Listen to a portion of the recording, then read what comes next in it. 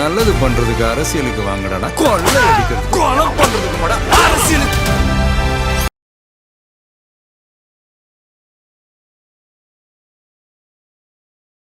எடப்பாடி பழனிசாமி அவர்களை விட அதிகமாக திமுகவை எதிர்த்து போராடியது புதிய தமிழ் கட்சி. தமிழ்நாட்டில் இருக்கக்கூடிய இஷ்யூஸ் எல்லாத்துக்குமே காவல் மரணங்களாகட்டும் எல்லாத்துக்கும் போராடணும். அதன்படியே 2024 தொடர்ந்து 26க்கும் அதற்கான கூட்டணி பேச்சுவார்த்தைகள் தொடர்ந்த பொழுது அதிமுக சைடு ஒரு முறையான இல்ல அவங்க வேற ஏதோ ஹிடன் அஜெண்டா உள்நோக்கத்தோடு கூட்டணி அமைப்பதுல இருந்தாங்க. தேவேந்திர குல முகமா நீங்க இருந்தீங்க. இப்ப அது இல்லாம போறதுக்கு இந்த மாதிரி பிரச்சனைகள்ல நீங்க முதன்மை தலையிடலன்றதா இருந்தீங்க குற்றச்சாட்டாவா இருக்கு. இருந்தீங்கிறதே பிரச்சனை, இருக்கிறோங்கிறதா நிதர்சனம். மாஞ்சோலை தேயிலை இல்லன்றனால இருந்தீங்கன்ற வார்த்தையை இல்ல பயன்படுத்த வேண்டிய தேவை இருக்கு. அதாவது இந்த மாதிரி விவகாரங்கள் மட்டும்தான் இருக்கீங்களே தவிர மற்ற விவகாரங்கள்ல நீங்க பெருசா இல்லைங்க. சமூகத்தோட போராட்டம் நடக்கிற விஷயங்களுக்கு போதை பழக்கம் தான் காரணம்ன்ற மாதிரி சொல்றீங்க. ஆனா இடதுசாரி இயக்கங்களோ திராவிட இயக்கங்களோ மற்ற இயக்கங்களோ என்ன சொல்றாங்கன்னா RSS இங்க இணைஞ்சிருக்கு, எல்லா சாதி ஊடு இருக்கு, அது தேவேந்திர குல வேளாளர்கள் மத்தியில போயிருக்குன்ற மாதிரி சொல்றாங்களே, அது இருக்கா இல்லையா? மாரி செல்வராஜ் படங்கள் ஒரு பெரிய தாக்கத்தை ஏற்படுத்துறது கலவரத்திற்கு அப்படி எப்படி சொல்ல முடியும்? எந்த ஆதரவு சொல்றீங்க பாருங்க. நாங்க இப்ப மாரி செல்வராஜ் நான் பிறந்த அதே சமூகத்துல தான் பிறந்திருக்கேன். நாங்கள் தேவர் மகனை எப்படி எதிர்த்தோமோ, சண்டீர் என்கிற திரைப்படத்தை எப்படி எதிர்த்தோமோ, அதே பாணியில தான் இங்க எங்கோ இருக்கக்கூடிய RSS இங்க கொலை செஞ்சுட்டு போகலாம் கதை விடக்கூடாது. இங்க இருக்க உனக்கு தெரியுது, முருகேசன் ரமேஷ் குமார்னு பேர் தெரியுது, நீ பேரை சொல்லு. ஏதோ ஒரு குப்தாவோ சர்மாவோ இங்க ஊடுருவித்தான் கொலை செய். அதெல்லாம் குப்தாரோ சர்மாவோன்ற வடிவில் எல்லாம் வரல. மாரிமுத்து காளிமுத்துன்ற வடிவில் கூட RSS வரும். அது வருங்க. ஆனா அவர் குப்தார்லாம் சொல்லல. அதாவது அவர் பாஜகவா இருக்கட்டும் அதிமுகவா இருக்கட்டும் வெளியே வந்திருக்கீங்க. இப்ப 60 தொகுதியை நம்ம அறிவிச்சிருக்கீங்க. இந்த அடுத்தடுத்து பிளான் என்னவா இருக்கு கட்சியில? அதிமுக கூட பேச்சுவார்த்தை நடத்தணும். அதிமுகவோட பேச்சுவார்த்தை நடத்தலன்னு எடப்பாடி பழனிசாமி அவர்கள் சொல்றாரு. எடப்பாடி பழனிசாமி அவர்களுக்கு பொய் சொல்றது ஒன்றும் புதுசு இல்லை. ஓகே, அவர் மலையை முழுங்கிடுவார். கூட்டணி இப்ப நீங்க சொல்றீங்க இல்லையா, உண்மையாகவே கூட்டணி திமுகவும் அதிமுகவும் தான் கூட்டணி. அவங்க ரெண்டு பேருமே கள்ள கூட்டணி வச்சுட்டு ஆட்சி உனக்கு கட்சி எனக்கு இவ்வளவுதான் டீல்.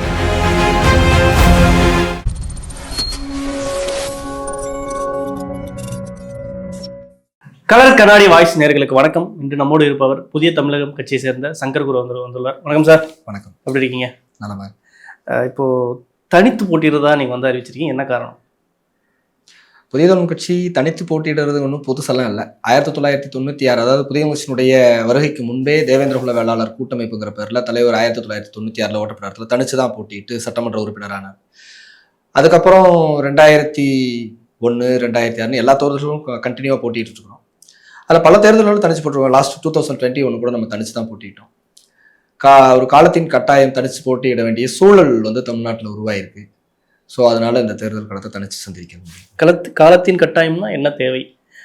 சரியான அதிமுக பிரதிநிதித்துவம் கொடுக்கல அப்படின்றதுக்காகவா? ஏன்னா சமீப காலமே உங்கள் மீதான குற்றச்சாட்டு பாஜகவோட இணைஞ்சிட்டீங்க, RSSோட இணைஞ்சிட்டீங்க, இந்த மாதிரியான விமர்சனங்கள் வந்த வண்ணமா இருக்கு. அதுக்கான விஷயங்கள் என்ன காரணம் நினைக்கிறீங்க? அது விமர்சனம், அவ்வளவுதான்.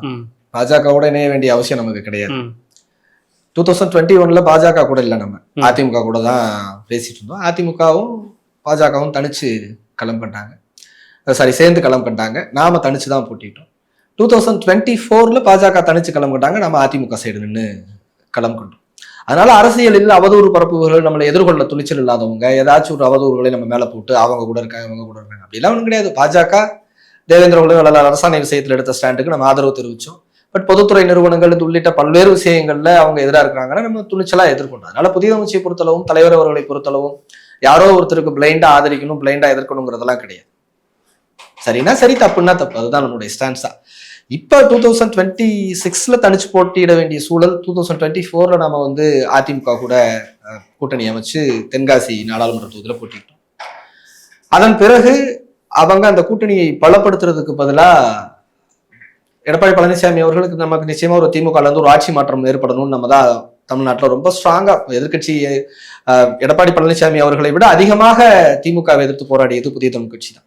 அவங்க எனக்கு தெரிஞ்சு ஒரு 4-5 போராட்டங்கள் தான் பண்ணியிருப்பாங்க, அது தேர்தலை ஒட்டி அப்படி இப்படின்னு. ஆனால் புதிய தமிழ் கட்சி மின்சார கட்டண உயர்வுல இருந்து பால் விலை எல்லாத்துக்குமே தொடர்ச்சியா தமிழ்நாட்டில் இருக்கக்கூடிய இஷ்யூஸ் எல்லாத்துக்குமே காவல் மரணங்களாகட்டும் எல்லாத்துக்கும் போராடணும். அதன்படியே 2024 தொடர்ந்து 26க்கும் அதற்கான கூட்டணி பேச்சுவார்த்தைகள் தொடர்ந்த பொழுது அதிமுக சைடு இருந்து ஒரு முறையான இல்ல அவங்க வேற ஏதோ ஹிடன் அஜெண்டா உள்நோக்கத்தோடு கூட்டணி அமைப்பதுல இருந்தாங்க. அந்த கூட்டணி முடிவு வந்து உடன்படாம இருந்ததுனால நம்ம இப்ப தனிச்சு போட்டியிட வேண்டிய சூழல் உருவாகி. சொந்த மக்கள்கிட்டயே ஒரு செல்வாக்கு இழந்ததாகவும் ஒரு போக்கும் ஒரு பார்வையும் இருக்குது. எப்படி பாக்குறீங்க? எப்படிங்க? சொந்த மக்கள்கிட்டே, தேவேந்திர குல வெள்ளாளர் மக்கள்கிட்டயே ஒரு செல்வாக்கு இல்லை.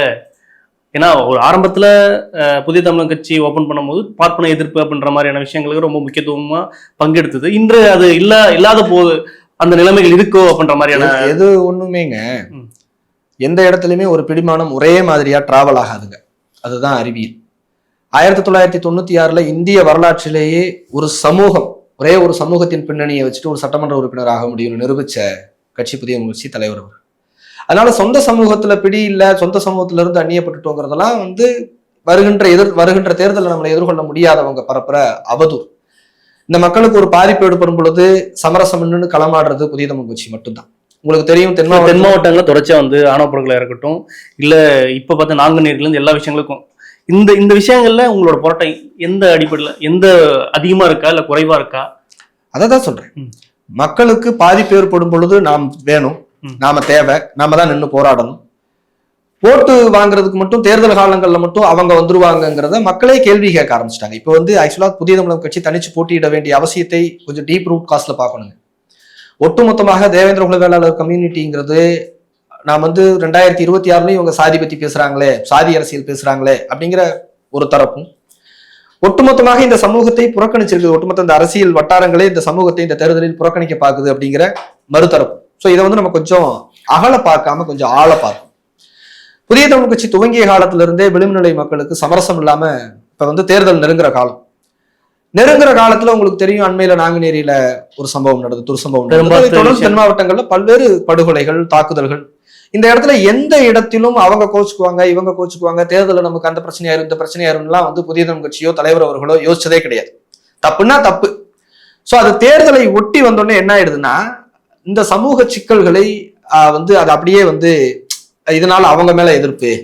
இப்ப நாம வந்து ஒரு குற்றவாளின்னு அட்ரஸ் பண்றோம், அதனால இவங்களுக்கு ஆதரவா இருக்கக்கூடியவங்க அவங்களுக்கு எதிராக இருப்பாங்க. ஸோ அந்த சமூகத்திட்ட இவங்களுக்கு வாக்கு விழுகாது. அதனால இதெல்லாம் வந்து ஒரு ப்ரொபகண்டா, இது ஒரு நரேட்டிவ் செட் பண்றது. இப்ப நாம ஒரு டிமாண்ட் பண்றோம், எங்களுக்கு இத்தனை சீட் வேணும்னு டிமாண்ட் பண்றோம். இல்ல நான் என்ன கேட்கிறேன்னா, சீட் ஒரு பக்கம் இருந்தாலும் இந்த விவகாரத்துல உங்களோட பங்களிப்பு என்னன்னு நான் கேட்கிறேன். பங்களிப்பு குறைவா இருக்கோ? ஏன்னா நீங்க ஆரம்ப காலகட்டத்தில இருந்து நீங்க சொல்லும் போது தனித்து வந்து வெற்றி பெற்றது புதிய தமிழர் கட்சி. இந்த விவகாரங்கள், இந்த மாதிரியான விவகாரங்களை தலையிட்டு தான் நீங்க உங்க கட்சியை வந்து ஒரு செல்வாக்கு கட்சியாகவும் ஒரு தேவேந்திர குல முகமா நீங்க இருந்தீங்க. இப்ப அது இல்லாம போறதுக்கு இந்த மாதிரி பிரச்சனைகள்ல நீங்க முதன்மை தலையிடலன்றதுதான் இருந்தீங்க குற்றச்சாட்டாவும் இருக்கு. இருந்தீங்கிறதே பிரச்சனை, இருக்கிறோங்கிறதா நிதர்சனம். மாஞ்சோலை தேயிலை இல்லன்றனால இருந்ததுன்ற வார்த்தையை இல்ல பயன்படுத்த வேண்டிய தேவை இருக்கு. அதாவது அது எதை அடிப்படையாக கொண்டு சொல்றோம்னு இருக்குல்ல, இருந்தீங்க அப்படிங்கிறதுக்கு எதை அடிப்படையாக கொண்டு சொன்னீங்கன்னு இருக்குல்ல. மாஞ்சோலை தேயிலை தோட்ட தொழிலாளர்கள் பிரச்சனை தொட்டு 30 வருஷம் ஆச்சு. இன்னைக்கு வரைக்கும் உச்சநீதிமன்றம் வரைக்கும் நிக்கிறோம். நாங்க தான் நிக்கிறோம், வேற யாரும் நிக்கல. ஆளுங்கட்சி எதிர்ப்பு இயக்கமா இருக்கட்டும், நீல பண்பட்ட இயக்கமா இதா இருக்கட்டும், தொடர்ச்சி ஆவணப்படங்கள் பேசுறதா இருக்கட்டும், அங்க போய் கூட நிச்சு ஆர்ப்பாட்டம் பண்றதாகட்டும், இடதுசாரி இயக்கங்களே அதுக்கு அழுத்தம் கொடுக்கறதா நிறைய விவகாரம் பண்றாங்க. நீங்க மட்டும்தான்றது எப்படி உரிமை கொண்டாடுறீங்க? அதாவது இங்க ஒருத்தவங்க ஒரு அடிபட்டு கிடக்கும் பொழுது ஐயோ பாவம் சொல்றவங்களுக்கும் தூக்கிட்டு ஆஸ்பத்திரி ஓடுறவங்களுக்கும் வித்தியாசம் இருக்கு. 30 ஆண்டுகளுக்கு முன்பு மாஞ்சோலை தேயிலை தோட்ட தொழிலாளர்களுக்கு 30 ரூபா 40 ரூபா சம்பளம்ங்கிறது ஒரு பெரிய கனவா இருந்தது. இன்னைக்கு வந்து 600-700 ரூபா சம்பளம் வந்திருக்கு. புரியுதுங்க நமக்கு. அதனால தொடக்க காலத்துல இருந்து இன்னைக்கு வரைக்கும் உறுதியா நின்று உச்சநீதிமன்றம் வரைக்கும் கிட்டத்தட்ட லாக்ஸ் அண்ட் லாக்ஸ் செலவழிச்சு எங்களுக்கு அந்த தொகுதியோ இன்னைக்கு ஓட்டு போடுவாங்கன்னு கிடையாது. ஒரு பிரச்சனை தொட்டுட்டோம், இன்னைக்கு வரைக்கும் நிக்கிறோம். தென் மாவட்ட படுகொலைகளா இவர்தான் நீங்க செஞ்சதுன்னு மாற்றக்கிறது இல்ல, நாங்க மட்டும்தான்றதுல இருந்தா என்னோட கேள்வி அங்க பதிலா இருக்கு. இதை கிளைம் பண்ணிக்கிறதுக்கு இப்ப திமுக ஆட்சியில இருக்கிறாங்க, அதிமுக எதிர்கட்சியா இருக்கிறாங்க. எங்க ஒரு ஸ்டேட்மெண்ட் எடுத்து காமிங்க, கிட்டத்தட்ட 500-600 குடும்பங்கள் அங்க பாஞ்சோலையில பாதிக்கப்படுது. 2 கட்சியில ஏதாவது ஒரு கட்சி, திமுகவோ அதிமுகவோ சோசியல் ஜஸ்டிஸ் பேசுறாங்கல்ல. மணிப்பூர்ல பெண்கள் பாதிக்கப்பட்டுச்சுன்னா அவங்களால தாங்கிக்க முடிய மாட்டதுல. அங்க பால் ஈரான்ல, ஈராக்ல, எங்கெங்கயோ எந்தெந்த வெளிநாடுகள் நமக்கு அண்டை அயல் நாடுகள் எல்லாம் அவங்களுக்கு கண்ணீர் வருது இல்ல. இந்த கூப்பிட்டா கேட்கிற தூரத்துல தானே திருநெல்வேலி இருக்கு. கண்டிப்பா அங்கேயும் உங்க அரசியல்வாதிகள் இல்ல, அது விமர்சனிக்க வேண்டிய விஷயங்கள் தான்.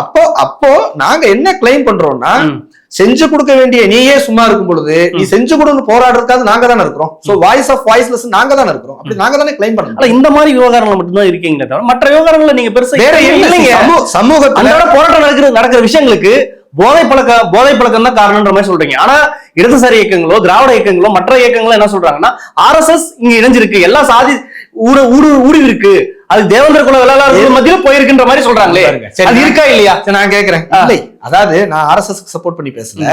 நீ ஏன் எங்கேயோ ஒருத்தவங்க வடநாட்டுல இருக்கக்கூடிய ஒரு அமைப்பை கொண்டு வந்து இங்க நடக்கிற குற்றத்துக்கு வடநாட்டு அமைப்புகள் இல்லையா? வடநாட்டு அமைப்புகள் தமிழ்நாட்டு இப்ப திருப்பரங்குன்றத்துல யார் அதுல முக்கியமா பங்கு? நாங்குநேரில யாரு போய் வெட்டினா?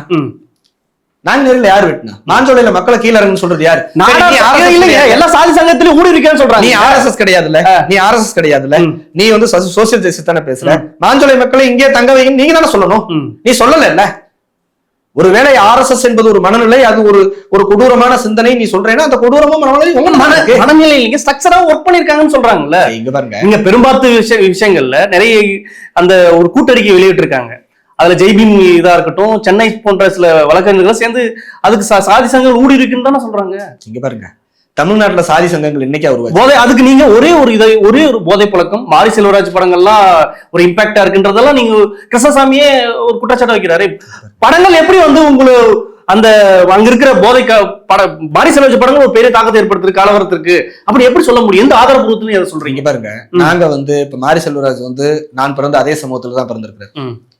நாங்கள் தேவர் மகனை எப்படி எதிர்த்தோமோ, சண்டீர் என்கிற திரைப்படத்தை எப்படி எதிர்த்தோமோ, அதே பாணியில தான் இங்க வந்து சாதியின் பேர், அதாவதுங்க ஒரு சினிமா எடுத்து இங்க மாற்றத்தை நல்ல விளைவுகளை ஏற்படுத்தினதா எனக்கு தெரிஞ்சு வரலாறுகள் கிடையாது. வாழை மாரி செல்வராஜ் படங்கள் அப்படி இல்லை. என்ன அதுங்க, நம்ம அதுக்குள்ள போக வேண்டாம், முக்கியமான காலகட்டம், நம்ம வந்து சின்ன சின்ன விஷயத்துக்குள்ள போக வேண்டாம்.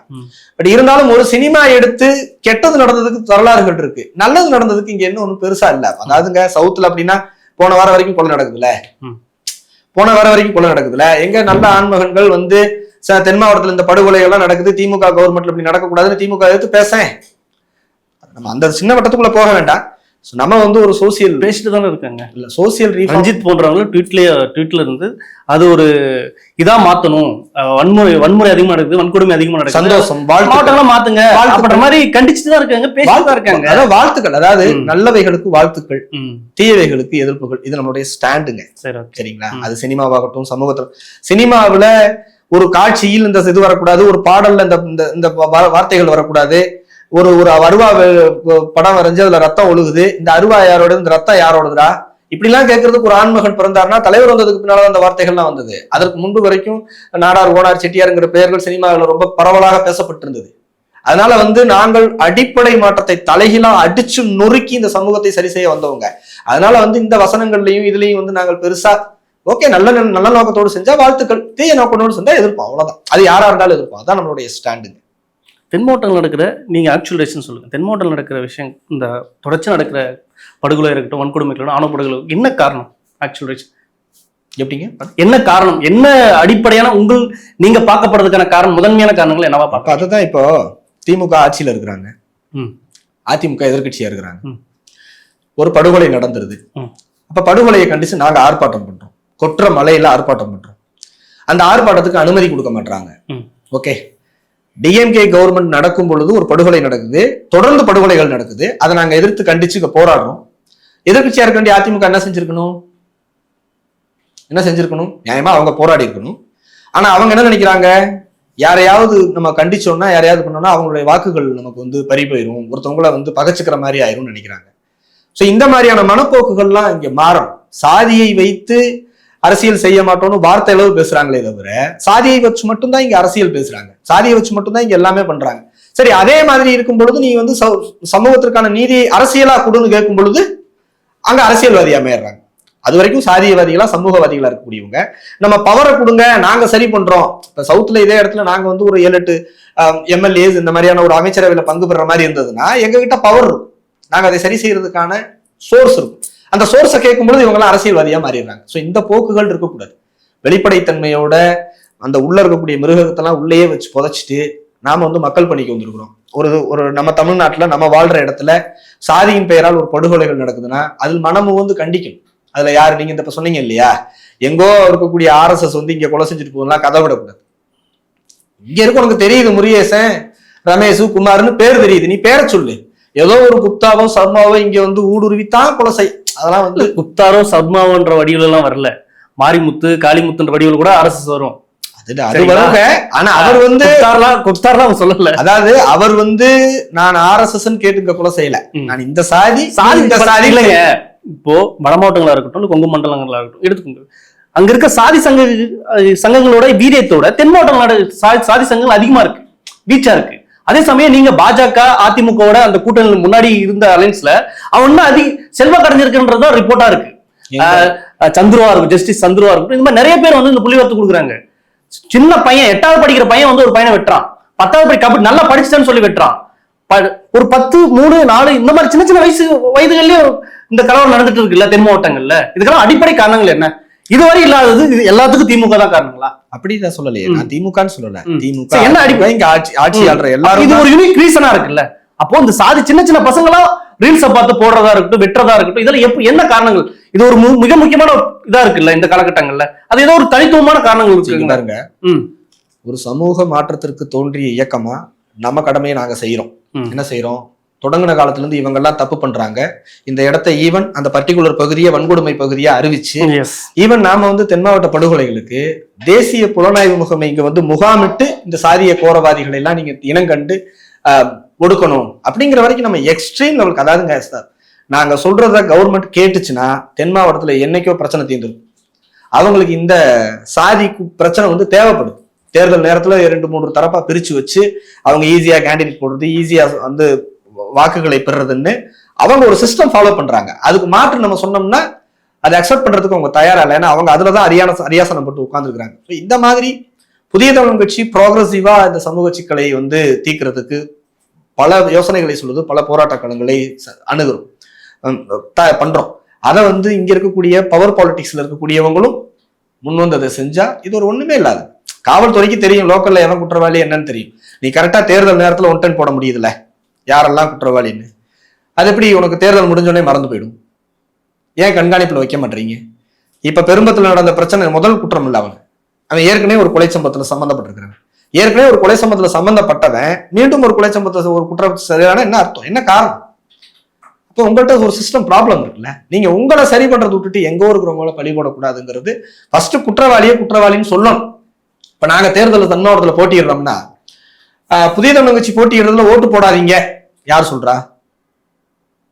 அவனை நீ என்ன பண்ணணும்? சோ இந்த பிரச்சாரத்தை பரப்புறோம்னா நீ கைது பண்ணிருக்கணும்ல, நேர விசாரணை வளத்துக்குள்ள கொண்டு வந்துடணும்ல. நீ சாதி சங்கத்தை வளர்த்து சாதியை நான் திருத்துறேன்னு உருவாகுறான், வந்தோடனே என்ன பண்றான்? நேரம் இவங்களுக்கு ஓட்டு போடாதன்றான். சோ டெமோக்ரஸிக்கு ஆப்போனண்டா இவங்களுக்கு ஓட்டு போடாதன்னு பிரச்சாரம் பண்றவங்க நீ ஒடுக்கிட்டேன்னா சாதி பிரச்சனை தீர்ந்துடும். That's all. ஒரு 4 கான்ஸ்டபிளை வச்சு தீர்க்கக்கூடிய பிரச்சனை. போலீஸை மீறி எல்லாம் இங்க குற்றவாளிகள் கிடையாது, போலீஸுக்கு தெரிஞ்சேதான் நடக்குது. அதனால வந்து காவல்துறை, அரசாங்க அமைப்பு எல்லாமே இந்த சமூக பிரச்சனைக்கு எதிராக நின்று சண்டை செய்யணும். அப்பதான் இதை சரி செய்ய முடியும். உங்களோட எலெக்ஷன் இப்போ தனித்து போட்டிடுறது இது காரணம், மிக முக்கியமான காரணங்கள் என்ன? பாஜகவா இருக்கட்டும், அதிமுகவா இருக்கட்டும், வெளியே வந்திருக்கீங்க. இப்போ 60 தொகுதியை நம்ம அறிவிச்சிருக்கீங்க. இந்த அடுத்தடுத்து பிளான் என்னவா இருக்கு உங்க கட்சியில? நம்ம தனிச்சு போட்டிடுறதுன்னு முடிவு பண்ணிட்டோம். அதிமுக கூட பேச்சுவார்த்தை நடத்தணும். அதிமுகவோட பேச்சுவார்த்தை நடத்தலன்னு எடப்பாடி பழனிசாமி அவர்கள் சொல்றாரு. எடப்பாடி பழனிசாமி அவர்களுக்கு பொய் சொல்றது ஒன்றும் புதுசு இல்லை. ஓகே, அவர் வந்து மலையை முழுங்கிடுவாரு. ஆனா அதனால வந்து அவர் அதுல திறமை வாய்ந்தவர். மலையை முழுகிறது திறமை அதுதான். அதாவது தலைவரோட வீட்டுக்கு எஸ்பி வேலுமணி முன்னாள் அமைச்சர், கட்சியினுடைய அமைப்பு செயலாளராக இருக்காரு. அவர் வீட்டுல வந்து பேச்சுவார்த்தை நடத்திட்டு போனாங்க. அதுக்கப்புறம் வைகை செல்வன், இந்த மாதிரி ரொம்ப முக்கியமான நிர்வாகிகள்கிட்ட பேச்சுவார்த்தையை நடத்தலன்னு ஏன் சொல்ல வேண்டிய தேவை என்ன இருக்கு? அதான் எஸ்கேபிசம். அவர்தான் அவர் ஹேண்டில் பண்ண முடியும். அவர்னால ஒரு ஆர்குமெண்ட் வருது. அதாவது தலைவர் வந்து கூட்டணியை வலுவாக்கல. இப்ப தேமுதிக இருக்கு, தேமுதிக ஏன் வெளில போனாங்க? ஏன் உங்களால வச்சுக்க முடியல? சிட்டிங் சிஎம்ஆ இருக்கிறாரு ஸ்டாலின். திமுக 20 கட்சிக்கு மேல ஒண்ணு சேர்க்கிறாங்க. ஏன்? ஒரு விஜய் வருகை, அந்த இதெல்லாம் இருக்கு நிறைய. சரி, நம்ம இருக்கு. சோ வேரியஸ் ஆஃப் ரீசன்ஸ் இருக்கு. நீ எதிர்கட்சியா இருக்கிறீங்க, ஆட்சி மாற்றம் நிகழணும்னு நினைச்சா நீங்க உங்களை மோர் ஸ்ட்ரென்த் பண்ணணும்ல. நீங்க பவர் லூஸ் பண்றீங்க. ஈவன் சவுத்துலங்க இவர் இப்ப சொல்றாரு 30 தொகுதிகளில் போட்டிட்டு 30,000 ஓட்டு தான் வாங்கியிருக்கு, அவங்களுக்குன்னு சீட்டை ஒதுக்க முடியும்ல அப்படிங்கிறாரு. இன்னைக்கு பாருங்க, இது வந்து 2024 தேர்தலுடைய முடிவுகளுங்க. இது தென் மாவட்டத்துல 1, 2, 3, 4, 5 ஒரு 8 நாடாளுமன்ற தொகுதியினுடைய ரிப்போர்ட் நான் அதை படிச்சு சொல்றேன். கன்னியாகுமரியிலங்க நாம் தமிழர் கட்சியை விட கீழங்க அதிமுக. சரி, அப்ப கன்னியாகுமரியில போட்டி போடாதீங்க, தகுதி இல்லாம போயிடுச்சுல. தூத்துக்குடியில 13% தாங்க வச்சிருக்காங்க நாடாளுமன்ற தொகுதியில. திருநெல்வேலியில 8% தான் வச்சிருக்காங்க. தேனியில 13% தான் வச்சிருக்காங்க. ராமநாதபுரத்துல 9% தான் வச்சிருக்காங்க. இது அதிமுக களம் கண்ட தொகுதிகள். கூட்டணி கட்சி வந்து தென்காசிலையும் விருதுநகர்லையும் திண்டுக்கல்லையும் கூட்டணி கட்சிகள் போட்டிட்டாங்க. அதாவது தென்காசியில நம்ம போட்டிட்டோம், விருதுநகர்ல தேமுதிக போட்டிடுச்சு, திண்டுக்கல்ல எஸ்டிபி அந்த அவங்க போட்டிட்டாங்க. அதுல தென்காசியில நாம 22% அச்சீவ் பண்ணிருக்கிறோங்க, செகண்ட் பிளேஸ். மற்ற இடத்துல எல்லாம் இங்க பாருங்க 4th 3rd. சவுத்துல முழுக்கவே 3வது இடம். இந்த தேர்தலில் 4ஓ 5ஓ தேர்தல் முடிவுகள்ல வரும். விருதுநகர்ல செகண்ட் பிளேஸுங்க, 35%. சோ உங்களை தென் மாவட்டத்துல உங்களை காப்பாத்தின உங்களோட கௌரவத்தை காப்பாத்தின கட்சிகள் நாங்க. நீங்க எங்களை விட்டுட்டு என்ன கூட்டணி அமைக்க போறீங்க? நீங்க எப்ப கேட்டாலும் அமித்ஷா எங்களை முதலமைச்சர் ஆக்கிடுவாருங்கிறாரு. அமித்ஷா எப்படி ஆக்குவாரு? உங்க விளக்க வேண்டிய தேவை என்ன இருக்கு அவருக்கு? அதுதாங்க அவருக்கு வந்து இப்ப கூட்டணி வந்து இப்ப நீங்க சொல்றீங்க இல்லையா, உண்மையாகவே கூட்டணி வந்து திமுகவும் அதிமுகவும் தான் கூட்டணி. அவங்க 2 பேருமே கள்ள கூட்டணி வச்சுட்டு ஆட்சி உனக்கு கட்சி எனக்கு, இவ்வளவுதான் டீல். 2021 எப்படி வந்து சவுத்துல வந்து ஓபிஎஸ் கரம் ஓங்குச்சுன்னா கட்சியில பங்கு கேட்பாங்கன்னு கழட்டி விட்டாரோ, எப்படி சசிகலா அந்த டீம் ஃபுல்லா கழட்டி விட்டாங்களோ, எல்லாத்தையும் கலட்டி விட்டுட்டு கட்சியை கைப்பற்றிக்கணும், இவ்வளவுதான் அவரோட நோக்கம். அதுக்கு எதிர்கட்சி அந்தஸ்துக்கு 25 சீட்டோ 30 சீட்டோ இருந்தா போதும், அவ்வளவுதான். ஆட்சி மாற்றணும், ஆட்சியில உட்காரணுங்கிற ஆசையெல்லாம் அவருக்கு கிடையாது, அதுக்கான சக்தியும் கிடையாது அவருக்கு. அந்த சக்தியை நம்ம உருவாக்கலாம், நம்ம எல்லாம் சேர்ந்து ஒரு ஆட்சி மரம், ஒரு காட்டாட்டு ஆட்சி நடக்குது. திமுக ஒரு குடும்பம், ஒரு சர்டைன் ஃபேமிலி மெம்பர்ஸ் ஒரு தமிழ்நாட்டினுடைய ஒட்டு மொத்தத்தையும் டிஸ்ட்ராக்ட் பண்ணிட்டு இருக்காங்க. சோ அங்க இருந்து இந்த நாட்டை காப்பாற்றணும்னாலே ஆட்சி மாற்றம் கொண்டு வரணும். நம்ம இவ்வளவு அந்த அளவுக்கு நம்ம ஃபைட் பண்ணணும்னு நினைக்கிறோம். பட் இவருக்கு அந்த கட்சி இருந்தா போதும். அந்த கட்சியினுடைய சொத்து ஒரு குறிப்பிட்ட சாதியினுடைய கட்சியா மாத்திட்டாரு. எடப்பாடி பழனிசாமியினுடைய கட்டுப்பாட்டுல இருக்கக்கூடிய ஒரு பவுண்டரியை சுருக்கிட்டாரு. அண்டர் டீல் வச்சுட்டு இப்ப முதலமைச்சரா நீ ஆயிக்க, கட்சி எனக்கு. நீங்க போய் இந்த கேண்டிடேட் செலக்ஷன் எல்லாம் போய் பாத்தீங்கன்னா தெரியும் உங்களுக்கு. எங்கெல்லாம் அதிமுக கொஞ்சம் வாய்ஸா இருக்கிற மாதிரி இடத்துலயோ அந்த இடத்துல எல்லாம் கூட்டணி கட்சிகள் கொடுத்துட்டு அவங்க தடவி கொடுத்துருப்பாங்க. எங்கெல்லாம் கொஞ்சம் திமுக தான் இருக்குதோ இவங்க தடவி கொடுத்துருப்பாங்க. நீங்க கேண்டிடேட் செலக்ஷன்ஸ் பாருங்க. பட் இந்த 2 இயக்கங்களுமே தேவேந்திர குல வேளாளர் சமூகம் அதிகாரத்துக்கு வந்துடக்கூடாதுங்கிறது ரொம்ப தெளிவா இருக்காங்க. ஃபார் எக்ஸாம்பிள் தாராபுரத்துல ஜெயிச்சு தென் மாவட்டங்கள்ல குறிப்பா தென் மாவட்டங்கள்ல தேவேந்திர குல வேளாளர்கள் பவருக்கு வரக்கூடாது. இப்ப அமைச்சர் ராஜலட்சுமி அப்படி வரனால அவங்களுக்கு என்ன இழப்புகள்? இப்ப இவங்களுக்கு வந்து ஆன்டி தேவேந்திர குல வேளாளர் சைக்னு, தேவேந்திர குல வேளாளர்கள் பவருக்கு வரக்கூடாது. இவங்களுக்கு எப்படின்னா ஷெட்யூல்டு காஸ்ட் தான் இப்படிதான் இருக்கணும்னு இவங்களுக்கு ஒரு மனநிலை இருக்கு. இப்ப எங்க கிட்ட வந்து அதிமுக புதிய தமிழகத்தை கூட்டணியில சேர்த்துக்காததுக்கு காரணம், அல்லது அவங்க கேட்ட ஷீட் ஷேர் பண்ண முடியாததுக்கு காரணம், இந்த பர்டிகுலர் தேர்தல்ல இந்த ஓட்டு வாங்கியிருக்கிறாங்க. இது சோசியல் ஜஸ்டிஸா? அரசியல் அமைப்பு என்ன சொல்லுது? வெளுமநிலை மக்களை நீங்கள் கையில் தூக்கி விடுறதுக்கு சில வாய்ப்புகளை ஏற்படுது. நீ டிமாண்ட் பண்ற, நீ என்கிட்ட பார்கெயின் பண்றேன்னா இன்ஹிட்டனா அவன் மனசுல என்ன இருக்கு? ஒரு பண்ணையார் மனநிலை இருக்கு. சோ நாம வந்து இங்க அந்த கட்சியை இந்த கட்சியில சமூக இயக்கங்கள்ங்கிறது ரொம்ப டீப் ரூட் காஸ்ட்ல வேலை செய்யறதுங்க. 24 மணி வேலை செய்யணும். நாங்க இன்னைக்கு திருநெல்வேலியில் ஒருத்தனுக்கு அடிபட்டுச்சுன்னா மொதல் போன் எனக்கு வருமா உனக்கு வருமா? எங்களுக்கு தானே வரும். ஒருத்தர் வெட்டிட்டானா முதல் தகவல் எங்களுக்கு தெரியுமா உங்களுக்கு தெரியுமா? உங்களுக்கு தானே வரும். அப்ப முதல்ல போராடுறது, ஆர்ப்பாட்டம் பண்றது, அவங்களுக்கு ஆதரவு அளிக்கிறதெல்லாம் நாங்க. அதன் மூலமாக நாங்கள் உற்பத்தி செய்யக்கூடிய சக்தி, நாங்கள் திரட்டக்கூடிய சக்தி, நாங்கள் அணிதிரட்டக்கூடிய அந்த மக்கள் சக்தியை தேர்தல் நேரத்தில் 2 சீட்டு 3 சீட்டு கொடுத்து நீ கவிட்டு போயிடுவ, நீ ராஜா வேஷம் போட்டுக்குவ. ஆனா உண்மையாகவே மக்களுக்காக களத்தில் நின்று ராப்பகலா உழைக்கிறவங்களுக்கு நீ வைக்கிற பேர் என்ன? நீ வைக்கிற பேர் என்ன? அப்போ மனசுக்குள்ள என்ன இருக்கு? நீ ஈக்குவலா சோசியல் ஜஸ்டிஸ் பேசணும்னா நீ இந்த கணக்கெல்லாம் பேசக்கூடாது. நான் 4 கேட்டா நீ 5ன்னு கொடுத்துடணும், நான் 5 கேட்டா நீ 6ன்னு கொடுத்துடணும். ஜெயிக்கிற அவங்க ஜெயிப்பாங்கிற சந்தை ஜெயிக்க போறது கிடையாது. ஜெயிப்பாங்கன்னு நம்பிட்டு இருக்கிற தொகுதியெல்லாம் விட்டு வெளியே வந்தனால அப்படி ஒரு இதை சொல்றீங்க? அப்படிலாம் கிடையாதுங்க. நாங்கள் எப்போதும் ஒரு நிலையில தான் இருக்கோம். ஈவன் அதிமுகவே சில விஷயங்கள்ல வந்து சமரசம் ஆயிட்டாலும் நாங்க ஒரு காலத்துல சமரசம். நாங்கள் இஷ்யூ பேஸ்ட் பாலிடிக்ஸ் பேசுறோம். திமுகவும் அதிமுகவும் பாஜக காங்கிரஸ் கம்யூனிஸ்ட் எல்லாம் எங்களுக்கு வந்து அடையாளங்கள் தானே தவிர பிரச்சனையில் எளியவர்கள் யார், வலியவர்கள் யார், ஒடுக்கப்படுவது யார், ஒடுக்குவது யார், இவ்வளவுதான் எங்களுடைய அளவுகோலுங்க. நாங்கள் அந்த அளவுகோலில் இதை வந்து ஒரு அரசியல் ஒடுக்குமுறையா நாங்க பாக்குறோம். தேவேந்திர குல வேளாளர் சமூகத்தை கைலிவெளி செல்வராஜ் அமைச்சர், இப்ப சீட்டு கிடையாது. ராஜலட்சுமி அமைச்சர், இப்ப சீட்டு கிடையாது. சோ ஒட்டு மொத்தமாவே தேவேந்திர குல வேளாளர் கம்யூனிட்டிக்கு ரிப்பீட் பவர் வந்துடக்கூடாது. எஸ்பி வேலுமணி ஆண்டு கணக்கா நிக்கிறார். ஏன் இவர் இப்ப எங்களுக்கு வந்து சீட் ஷேர் பண்றாங்க, நீங்க தஞ்சாவூர்ல நில்லுங்கன்றாங்க. இவங்க வந்து எங்களுக்கு சீட்டு கொடுக்காமலோ இந்த முதல்ல வந்து புறக்கணிப்புங்கிறதே தப்பு. எங்களுக்கு சீட் கொடுத்தாங்க, அந்த சீட் போதுமானதாகவோ நாங்கள் கேட்ட சீட்டாவோ இல்லை, எங்களுக்கு தஞ்சாவூர்ல நிக்க சொன்னாங்க. ஏன் இவர் எடப்பாடியை விட்டுட்டு எழும்பூர்ல நிக்க வேண்டியதானே? உனக்கு மட்டும் ஏன் எடப்பாடி? எஸ்பி வேலுமணியை வந்து தொண்டாமுத்தூரை விட்டுட்டு தொண்டியில போய் நிக்க சொல்ல வேண்டியதானே? ஏன் உங்களுக்கு மட்டும் தொண்டாமுத்தூர்? இதே மாதிரி. சோ உங்களுக்கெல்லாம் ஒரு பவர் சென்டர் வேணும், உங்களுக்கெல்லாம் குறுநில மன்னர்கள் வேணும். பட் எங்க சமூகத்துல நின்று 10-15 வருஷம் உங்களுக்கு விசுவாசமா இருக்கக்கூடிய அமைச்சர்கள் கூட ரிப்பீட்டடா அடுத்த ஒரு முறை வந்திருக்க கூடாது. வந்தா அந்த லோக்கல்ல அவங்க ஒரு பவர் சென்டரா மாறிடுவாங்க. சோ இது தேவேந்திர குல வேளாளர்கள் மீது ஏவப்பட்ட அரசியல் ஒடுக்குமுறை. இதை எதிர்ப்பது, இதை எதிர்த்து களம் காணுவது புதிய தமிழ்ச்சிக்கு ஒன்றும் புதுசு இல்லை. நிச்சயமாக இதற்குண்டான பலனை, இதற்குண்டான விலையை திமுகவும் சரி அதிமுகவும் சரி இந்த தேர்தலில் அனுபவித்தே தீர்வார்கள். இப்போ இந்த விலையை தனித்து களமாடுறீங்க, இதுல எதனா முதன்மை கொள்கையா என்ன கோட்பாடா இந்த தென் மாவட்டத்தில் நடக்கிற பிரச்சனைகளுக்கு என்ன அடுத்தடுத்து என்ன? ஒண்ணுமே இல்லைங்க. அதாவது புதிய தமிழ் கட்சிக்கு ரொம்ப பெர்மனண்டான பிரின்சிபல்ஸ் இருக்குதுங்க. ஈக்குவாலிட்டி அண்ட் ஈக்விட்டி, அனைவருக்கும் அனைத்தும், இதுதான் அதற்கான சண்டை தான். அது வந்து எந்த இடத்திலும் சமரசம் செய்யாம சண்டை போடுறதுக்கான ரீசன் அதுதான். நாங்க வந்து இவங்களை போல கலர் கலரா வந்து ரயில மறைச்சோம், திண்டிக்கு போறானோ தொந்திக்கு போறானோம்லாம் நான் கதையெல்லாம் விட விரும்பல. நாங்கள் வந்து ஒருத்தன் அடிச்சு கத்துறான், அழுகுறான்னா அவன் அழுகையை முதல்ல நிறுத்தணும். அந்த அடிப்படையில தான் அரசியலையும் நாங்க அணுகுறோம். பவர் இருந்தா வெளியில இருந்து மனு கொடுத்து சண்டை போட்டுருக்க வேண்டியது இல்லை. பவர் இருந்ததுன்னா சட்டமன்றத்துக்குள்ள வாய்ஸ் கொடுக்கலாம். நாங்க 1996 இருந்து 2003 வரைக்கும் சட்டமன்றத்தில் இருந்த பொழுது செய்த சாதனைகள் அரிய பெரிய சாதனை, சிந்திச்சு கூட முடியாது. தமிழ்நாட்டில் 1 லட்சம் கிராமத்துக்கு மேல இரட்டை கொலை முறை இருந்ததுங்க. 2 டம்ளர்ல டீ கொடுக்குற நடைமுறை. அதை அடிச்சோம், உடைச்சோம், சரி செஞ்சோம். மாவட்ட தலைநகரங்கள் பெயர், அதாவது புதிய தமிழ்ச்சியுடைய சாதனைகள் எல்லாம் வந்து கொஞ்சம் பின்னோக்கி பார்க்கணுங்க. அவ்வளவும் தியாகம் பண்ணியிருக்கிறோம், அவ்வளவும் அர்ப்பணிச்சிருக்கோம். நாங்க வந்து இந்த ஜெய்ஜாண்டிக் பாலிடிக்ஸ் எல்லாம் பண்ணல. களத்துல எளிய மக்களோட நிக்கிறோம். சோ எங்களுடைய கொள்கைகளை புரிந்த தென் மாவட்ட மக்கள் இருக்கிறாங்க, எங்களால் பாதுகாப்பாக இருக்கிறவங்க இருக்காங்க. கடந்த தேர்தலில் நாங்கள் 2021 இதே மாதிரிதான் நாங்கள் மிகப்பெரிய பலகீனத்துக்கு ஆளானதுக்கு காரணம் எடப்பாடி பழனிசாமி தான்.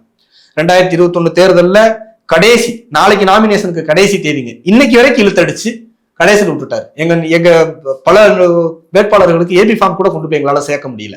அதுக்காக தான் நாங்க முன்னாலே முடிச்சுக்கிட்டு இவர் வந்து கழுத்தறுப்பு பழனிசாமி, இவர்கிட்ட முன்னாலே நம்ம கொஞ்சம் எச்சரிக்கையா இருக்கணும்னு தான் நாங்க கொஞ்சம் அட்வான்ஸா இன்னைக்கு பண்ணிட்டோம். அதனால தாங்கிக்க முடியல. அவர் ஒரு திட்டம் போட்டாரு, இவங்க முடிச்சுட்டாங்க, நீ ஊருக்குள்ள நம்மளை போக விட மாட்டாங்க, பிரச்சாரத்துக்கு வந்தா நம்ம நிறைய பிரச்சனைகள் எதிர்கொள்வார்கள். அந்த இதுதான் நாங்கள், நம்மளுடைய கொள்கைங்கிறது ரொம்ப மினிமமைஸ் ஆனது, ரொம்ப பெரிய கலர் வார்த்தைகள். ஸோ அதை வச்சு தேர்தலை சந்திப்போம். எங்கள் கொள்கைகளை நாங்கள் கடத்த வேண்டியதில்லை. எங்கள் கொள்கைகளை 40 ஆண்டு காலமாக உணர்ந்தவர்கள், உடனிருப்பவர்கள், உறுத்தானவர்கள் தென் மாவட்டம் முழுவதும் இருக்கிறாங்க. நாங்கள் இந்த தேர்தலை அதன் அடிப்படையில் எதிர்கொள்றோம். நிறைய தகவல் பகிர்ந்துக்கிட்ட மற்றும் நன்றி. வணக்கம். மிக்க நன்றி.